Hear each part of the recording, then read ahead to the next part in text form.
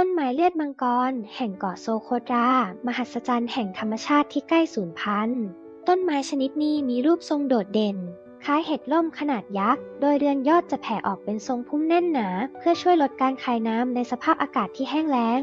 ต้นไม้เลือดมังกรสามารถมีอายุยืนยาวได้ถึง 600 ปี และสูงได้ถึง 10 เมตร สิ่งที่ทำให้มันพิเศษคือน้ำยางสีแดงเข้มซึ่งคล้ายเลือดจึงเป็นที่มาของชื่อต้นไม้เลือดมังกร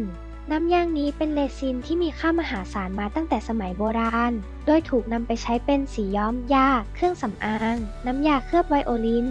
และยังมีบทบาทสำคัญในพิธีกรรมทางศาสนาและเวทมนต์แม้ว่าต้นไม้เลือดมังกรจะเป็นสัญลักษณ์ของเกาะโซโคตราแต่ในปัจจุบันจำนวนของมันลดลงอย่างน่าเป็นห่วงเนื่องจากการเปลี่ยนแปลงของสภาพภูมิอากาศการแผ่วถางพื้นที่และการขาดการอนุรักษ์ที่เหมาะสมทำให้มันอยู่ในสถานะใกล้สูญพันธุ์